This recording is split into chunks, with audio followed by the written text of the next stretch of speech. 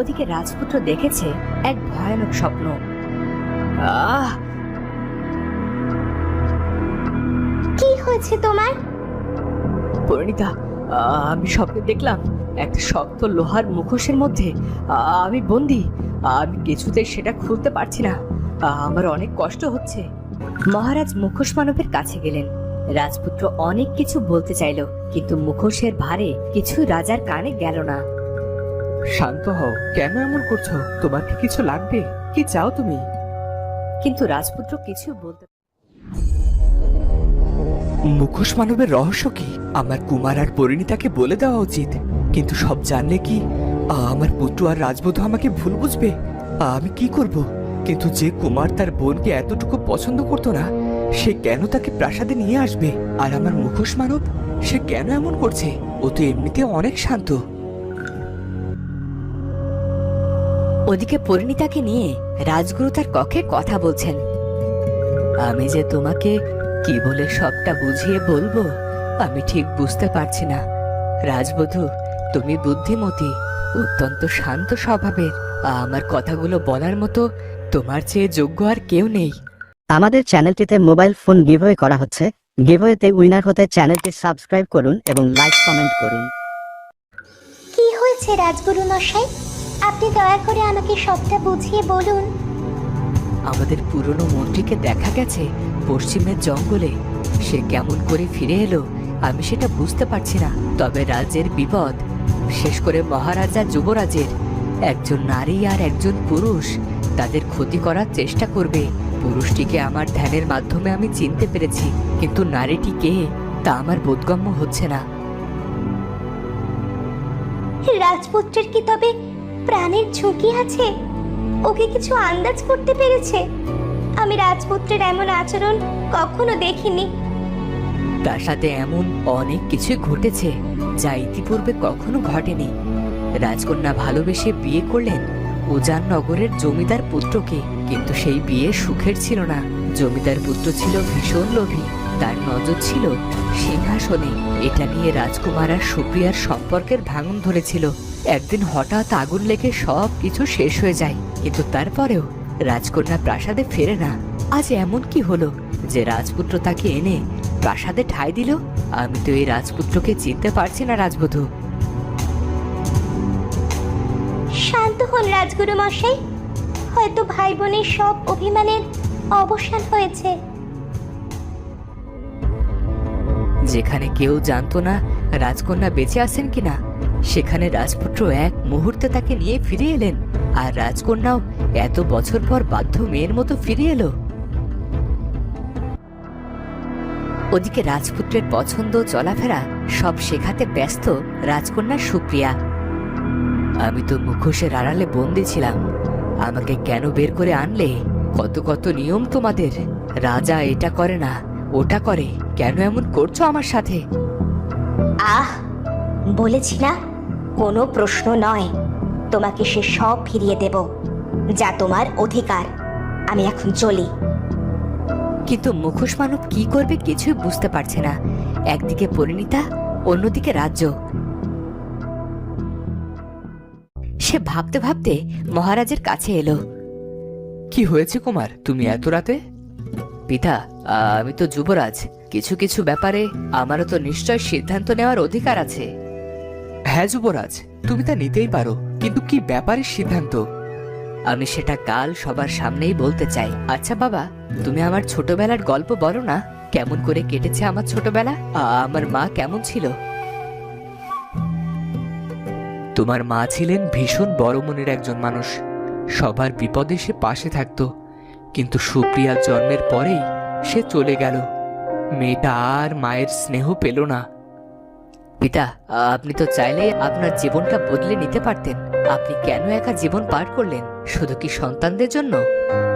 কুমার, তোমার বিশ্রাম প্রয়োজন, তুমি এখন যাও। কিন্তু মুখোশ মানবের জন্য মহারাজের প্রাণ কেমন যেন করতে লাগলো। সে দ্রুত সেই কারাগারের সামনে গেল। আসল রাজপুত্র তাকে অনেক কিছুই বলতে চাইল, কিন্তু লোহার শক্ত মুখোশের আড়ালে সে কিছুই বলতে পারছিল না। তুমি কি আমাকে কিছু বলতে চাও? তোমার কি হয়েছে? তুমি এমন কেন করছো? কোনো অসুবিধা হচ্ছে তোমার?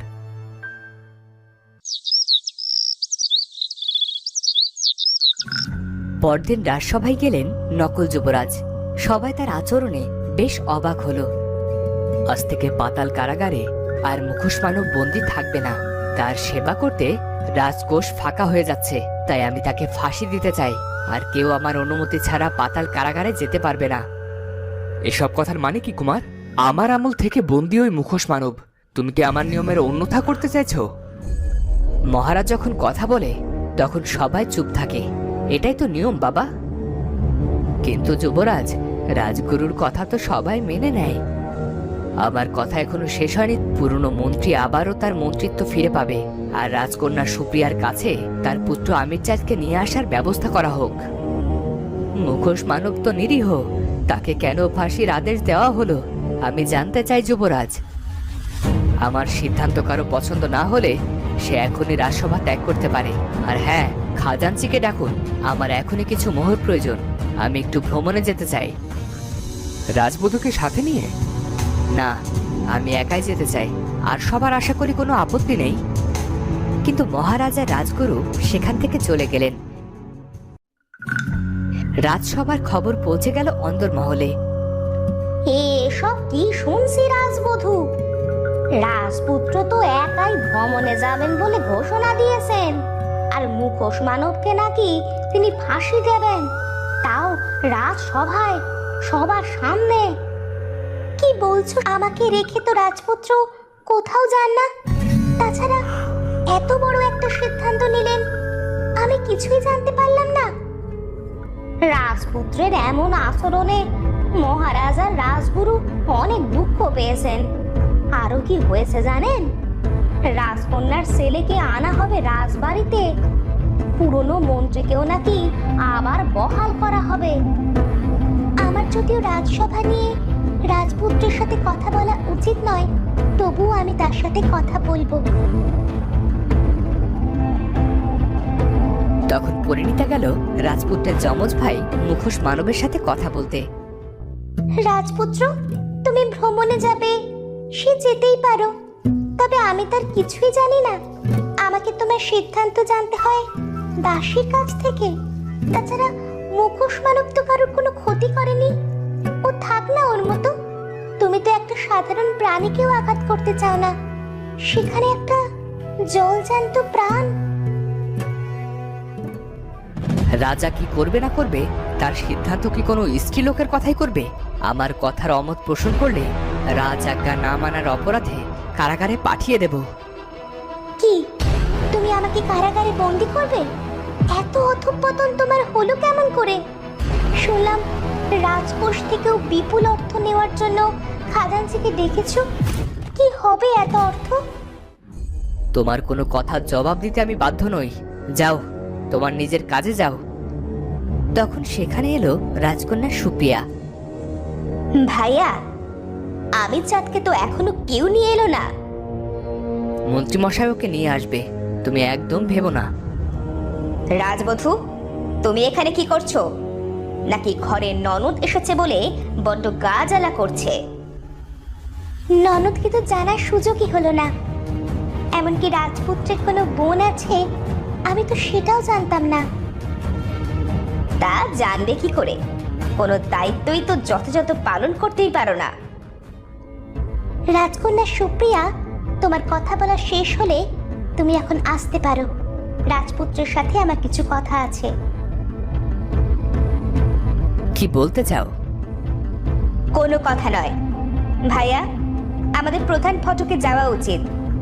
এতক্ষণে আমার পুত্র আসার সময় হয়ে গেছে। ও হ্যাঁ, এসো।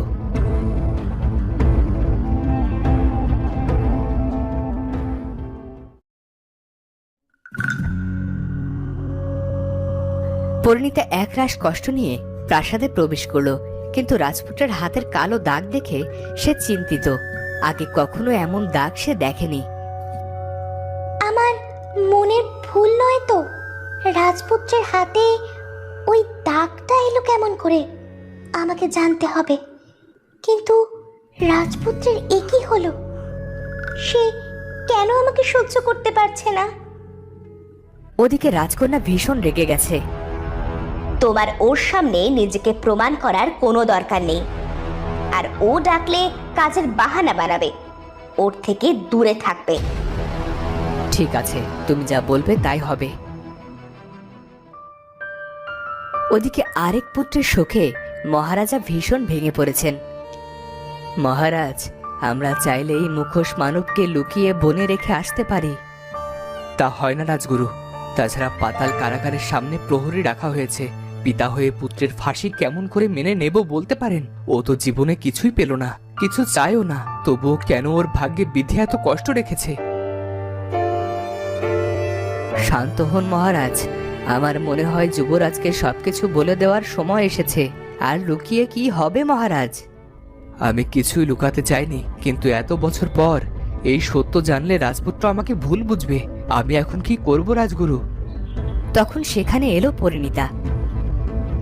পিতা, প্রাসাদে এসব কি হচ্ছে? আমাকে দয়া করে বুঝিয়ে বলুন। আমি যে কিছুই বুঝতে পারছি না। এমনকি রাজপুত্র ভুলেই গেছে একদিন সে নিজে আমাকে এই প্রাসাদে এনেছিল। এইভাবে তো দিনের পর দিন চলতে পারে না। শান্ত হও মা পরিণীতা, এখন সময়টাই এমন। আমাদের একটু মানিয়ে নিতে হবে। সদ্য রাজ সিংহাসনে বসেছে যুবরাজ, অনেক দায়িত্ব ওর উপর। সব ঠিক হয়ে যাবে। কিন্তু দায়িত্ব পালন মানে কি অবহেলা মহারাজ? তাছাড়া আমি এটা বুঝতে পারছি না, ওর যা বলার সব রাজকন্যা সুপ্রিয়াকেই কেন? আমি তো এই প্রাসাদের রাজবধূ। ওনার কি আমার সাথে কিছুই বলার নেই? কোথায় যেন ছন্দপতনের সুর বাজছে পিতা। তো বন্ধুরা, এবার কেমন করে প্রমাণ করবে পরিণীতা কে আসল রাজপুত্র আর কে নকল? আসল রাজপুত্র না ফিরলে কি হবে রাজবংশের, সেটা জানবো আমরা পরের পর্বে। আর আজকের ভিডিওটি ভালো লাগলে অবশ্যই চ্যানেলটি সাবস্ক্রাইব করে বেল আইকনটি বাজিয়ে দিও। দেখা হচ্ছে পরের ভিডিওতে। ধন্যবাদ।